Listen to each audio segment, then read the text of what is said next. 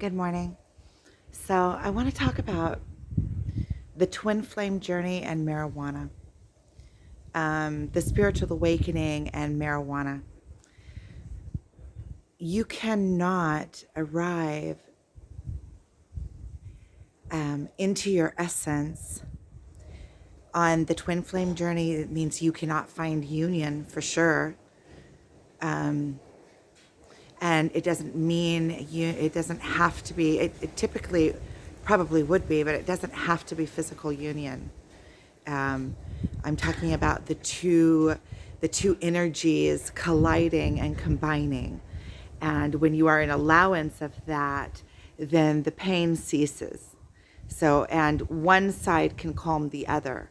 So that means that once you stop with all the chasing energy and you bring yourself, it's like you have to stop it. You have to stop the dynamic, the circling. You sit in yourself and you stop it until it completely quiets and the other part quiets as well. And then whether you are in physical union or not, you are at your calm because your energy is calmed. So the outer wouldn't play a role anymore. I mean, it would be nice. It would be nice to like consummate it physically, of course. But it doesn't have to be for us to feel whole within ourselves and to stop being in the pain, to exit the pain. Because while there's all this inner turmoil and the push and the pull and the gravitation and the colliding, there can never be union. One is running and one is, there's push. You chase them, so by that you're pushing them away, and they are in return pushing your buttons and getting you. It's like this.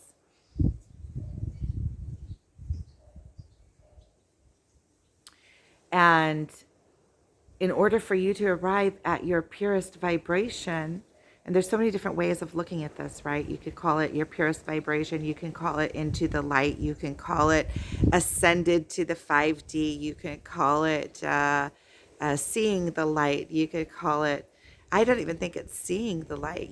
We already all see the light. It's about stepping into the light. It's becoming the light. It's becoming your life essence, your true vibration, pure and clean, and being full acceptance of yourself and in full awareness and full control of your avatar to maximize your experience. Because then you realize that you are a vibrational being, an energetic being, and even this body is made of energy. And every single atom in you is made of energy. You are an energetic being. And once you get yourself in sync, it's like imagine a song, right? That all of the different instruments were on different in different inputs, right? Because they record the drums separately, they record the guitar separately, and they put it all in together, and it makes a beautiful song, right? Imagine if all of those layers were out of alignment with each other, you wouldn't even be able to hear the song. It's vibrating many different things out on different wavelengths and getting back all of these results that it's like it's like a big computer that you're just randomly hitting the keyboard, and every letter has a command, and it's shooting out commands, and you're getting all these results that you don't even know why you're getting them or where they came from, or it's just like that. That is a good analogy of it. And so then you are creating your reality, but without purpose. You don't even know what you're doing. And so that was getting a little off. I'm glad I explained that because that's a good explanation, but that was getting a little off course. I guess this is going to be probably one of those random videos. I realize a lot of times that when I watch myself back in videos, I see sometimes that I cut off mid-sentence and I don't complete it because in my mind, the continuation is obvious, and then I realize, wait a minute, that continuation isn't necessarily obvious. So I'm trying to complete. I'm trying to pay attention. See, I'm doing my self work. I'm trying to pay attention when I leave things unsaid. And that was just doing that again. I'm trying to pay attention, and I have a tendency to stop there because it's obvious what I'm thinking. So that's live self work right there. But when you smoke marijuana or run away from the taking responsibility, standing up, from being your true essence, from standing up in your strengths. And examples of this would be, first of all, smoking marijuana alters your true vibration. Your true vibration is not recognizable when you are running away with any kind of alterations, because it alters your vibration that you are emitting. It's taking something in you that changes your natural state. And so it's good for doing work, but long term, if you are using marijuana, as continuously, then that in itself will stop the combination from being able to happen. Unless it happens lopsided. I mean, there's nothing that is absolute, but because sometimes these connections can happen lopsided, but then there's a lot of pain and anguish within it. A lot of like unresolved issues, and especially if you have any of your weaknesses or your insecurities, then your insecurities are going to be enhanced with this constant reflection. If you're not willing to do the work, then it brings that constant rubbing, because this person is reflecting you back to yourself so perfectly all the time and can see every little nook and cranny, then you are going to be in this constant, your sore is going to be constantly stimulated, this constant pain. And so you cannot, if you're hoping for union, we all are, because otherwise we're in pain, right? So trying to come to the union, whether it's trying to come at it this way or come at it this way, it's really inner union that you're looking for, coming into this inner. And it's so much more than just balancing out your feminine and masculine energy. That is also in there. There's some kind of balance of it, even though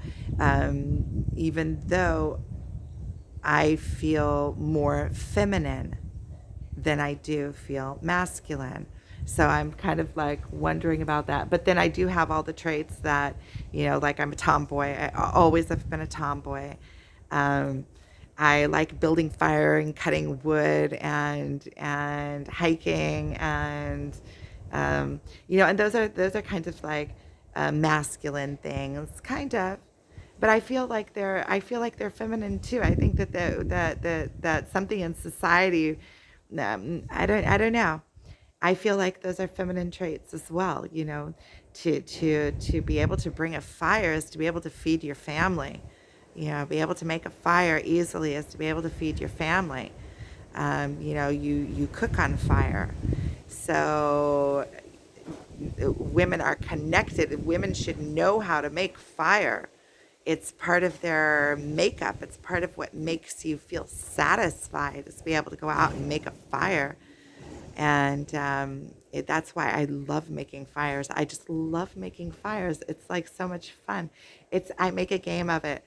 I make a really good, like I set it up really well. And the less paper or anything like that I can use, the more I can use. Sometimes I use only things from nature. Like I'll get enough dry leaves that I can start the fire from the dry leaves, and like there's no man-made products in it.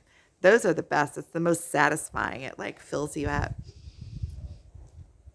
And other ways of running away are by becoming a victim, or blaming, or, when you are becoming a victim, saying they're doing this or they're doing that, and that hurts me, you're becoming a victim. You're blaming them. And by blaming them, it's holding them separate from you. Imagine what it feels like to be on the other side of blame. It is putting up a wall between you. So when you blame somebody for something, it is holding them separate. So it's like holding your twin flame that you're trying to get union with separate from you. So when you blame them, you also become the victim. You're not standing up in your power. You're not taking responsibility for your part, because it takes two to tango. I mean, that nobody can blame somebody if there isn't a victim on the other side, right? I mean, in order to blame somebody, you're giving away your power in that blame. They are responsible for what's going on in my life. So I'm never going to be able to fix this. It's not my responsibility. They're doing it. So I'm going to have to wait for them to decide differently. And so I have no power in this. Okay, so I don't have to do the work. That's the whole thought process on blame. Instead of saying, okay, wait a minute, releasing them and being pure love to them. Okay, they have to go through this right now. And the only way that they can go through this is by pushing me away, because they have inner wounds that they have to deal with. And this is, opened up their inner wounds. And I feel like in this twin flame journey, a lot of times one side is far more like gushy, openly, emotionally, like overwhelming. And the other side is emotions have not been felt in that way. So they're closed. And so all up in, it makes an uncomfortable feeling. They have to run. They have to run so that they can manage what they felt so far. And so each part is doing their work is different. The emotionally open, gushy, chasing twin, right, is reflecting places that are closed, that are like creaking open, and this is painful, right? It's painful to all of a sudden have all these overwhelming emotions. You don't want to be around that person. You could even build stories in your mind, but your inner self as a runner really wants that expansion, because imagine it's like waking up in the morning and stretching. Sometimes you don't feel like stretching in the morning, but when you do, it feels so good to get those muscles stretched. And so it's kind of like that.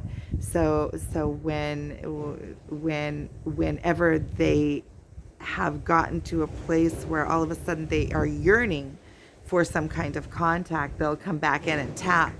And then they get another, either it expands the emotions to where it's like a full expansion to wherever they've gotten to, plus another push. And so it's like overwhelming again. It's just like the loops that we keep going back into, right? We can get over this. We come into the light. We are purified, and then something triggers us, and then we go right back down into the physical ego work and start rolling around in it until we again rise above and we come into the light, and we have the aha moment and the understanding. And we do it a few times until it becomes, we're tested in it. We fall back down into it and we expand. And every time we expand back, it happens quicker. So a lot of times we have the same triggers and the same realizations over and over and over again until it becomes a knowing. And so this is a process. But you cannot you cannot expect and want union, but not do your part of the work and just want them, put all the blame on them and all the work on them. Because you have your parts that you have to overcome. You have to stand up in your strengths. You have to step into your light. You have to step into taking control over every single archetype that you were given. You know, we're built up of all these structures of behavior, all these archetypes. That's why we can connect to other people, because we have similar archetypes, or at least parts of each one, so we can recognize in others different aspects. That's what allows us to have this human experience. And so we have these structures of behavior which have their strengths and their weaknesses. So they're like, so you could call it black and white, you could call it contrasts, you could call it polarizations, you could call it dualism, you could call it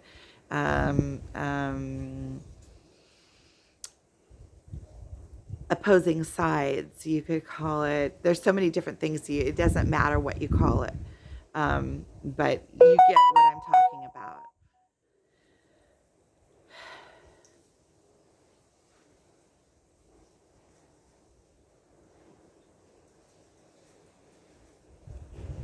So you have to bring yourself to your pure essence. And that means that you can't have these other entities like marijuana stuck on top of your pure vibration. Every once in a while, you know, to smoke marijuana or intake marijuana for a spiritual purpose, so that you can process. Let's say if you do it, I don't know, you could do it, you could say you could do it on the solstices to process the last half year, and that way do it as a ceremonial process of processing everything that you have gone through in this past year. You could even make a party of it, you know, like on the solstices, they used to have Hebrew holidays, but everything, when they were using a solar calendar, which was way more precise than the calendar that they're using today, I've been doing research with my father, and that's one of the projects I want to work on, is restoring the ancient solar calendar and putting the holidays back, the high holidays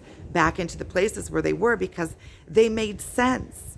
They happened on the solstices and the equinoxes and solstices, and they had meaning and purpose, and they were in connection to what was happening in the ground. You know, it was connected to the harvests, because the harvests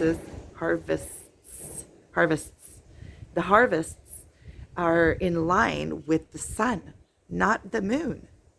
The moon, the waters and the tides and the woman's cycle, and you know, the moon is the feminine, is feminine. It's soft and it lights up in the dark, and it serves as a guiding light. The sun just lights everything up and gives life. It's like the man's semen is like light. I see it in my mind. It's like beautiful light. It's light life. It's like putting the seed into the womb, which is like the ground. It's like, it's beautiful. That's why sex is sacred sexuality. That's the essence. You don't give away your light life, and you don't allow a man to fertilize you. You know, if you have to choose that partner, precisely because these are your offspring. This is what you are. This is your legacy. This is what you are expanding into the universe. These are your flowers and your blooms and your fruit. And so it's sacred all the way around. And a man doesn't want to give away his life light, his expression, his life, you know, without truly choosing. That's why those things are sacred. Those things are sacred. It's life. Life is sacred. Every living creature wants to stay alive. Every living creature fights to stay alive. That's why, you know, people have these amazing stories of their abilities that they discovered when it was a life or death. You know, they struggle and are willing to do, you know, life is sacred. Life is a gift. Life is your gift to give. You know, your gift to be able to expand something, to be able to put forth your beauty, to expand the universe, to expand God. God and love and life are all the same. Existence is the same as God. It's everything. God is in everything. And detach any meanings. It doesn't matter what you call it, the all. You could call it the all. I mean, if we need to change the word so that we can change the perception of it, it's the all. It's the everything. It's the universe. It's bigger than the universe. It's everything. You know, we're as small as a cell and we're as large as a planet. We are everything and everything is within us.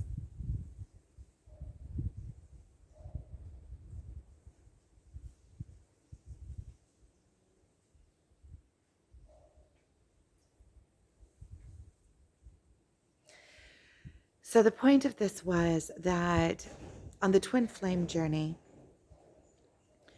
in order to and you see I'm feeling, I just talk about it and the attachment comes up because I can feel the pain. Pain is the attachment, being pulled. You know, you're being pulled to this higher place and you're attached, and so you're being bent out of shape. It's like you're being pulled until you learn to just go, check, let go of that attachment, and then you can rise into your light life. You can't take anything dense with you into your light life. All the dense emotions and all of the falsity and all of the has to stay behind. And so we're going into righteousness, setting ourselves right by the universe. And then that place is just beautiful. That place is a place of just being in complete awe. Everything is perfect the way that it is. And then you just are able to move energy around to where, you know, you move the energy, you hold it in that place, you feel the emotion, you vibrate the vibe. You know, feeling the emotion is the same thing. So that's the easiest way. Hold the emotion that you want and just hold that emotion in place. Try to keep it as pure as you can. And, you know, it's like purifying your picture. It's like realizing that you are sending out just random vibes and getting back random, like putting on that keyboard, random strokes and getting back random results, to where you are purposefully creating the life that you want, the life of wonder. And then you just like move things around to enhance your experience, and it all just becomes a big game, because all that this life is an experience. I mean, this jacket is going to be here longer. Well, I'm not even going to talk about those things. I'm just going to be in the like the now.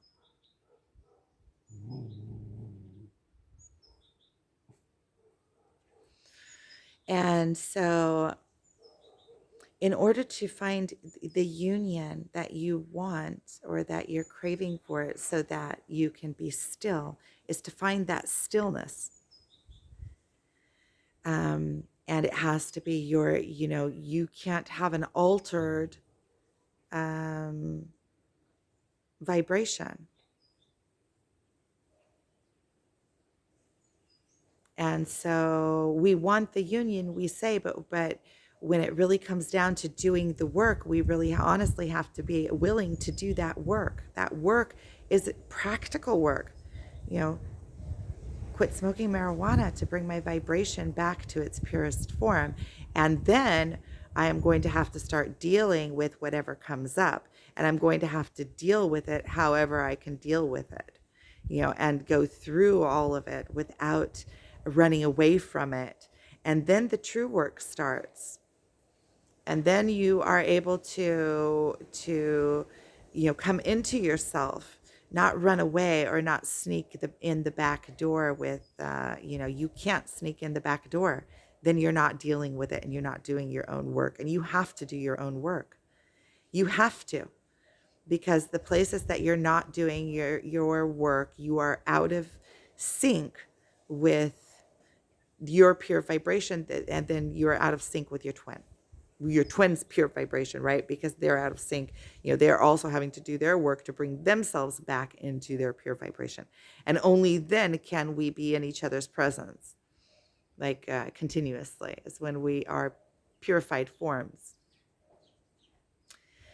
And that is what the spiritual awakening is. It is when you have a life and that's what happened to me. And I think that many of us twin flames had already started our spiritual awakening a long time before we even met our twin, because we had to be in enough alignment with them to be able to magnetize them in, or to even be able to recognize them, even if you did meet them, because of the polarizations there. It would be like somebody that you would fear to be in contact with, almost, when you're in real insecurities, because that person can see through you. But also because you are so out of whack with their vibration that you don't even recognize it. You're so out of whack with your own vibration and their vibration. It's like the two parts have to do enough work in order to even magnetize each other in. And the magnetizations are so weird. It's like, I've heard stories of people that live in completely different countries and by chance just somewhere across the universe meet each other, or that somehow come into the same, I don't know, like find each other online and have recognition in that way. And just crazy stories. Okay, so I think I'm going to sum this up. I want to go and clean my house, and I'm tired of talking. So I really appreciate you guys watching. Thank you. I like this video. This was a really good video, and I like the things that came through here, the preciseness of it. So I love to hear from you guys. So if whatever you think, write in the comments. Sometimes it takes me a little while to get back to the comments. I try to get back to so far I've been able to get back to all of the comments. So I would really appreciate it. So let me know what you think. Thank you.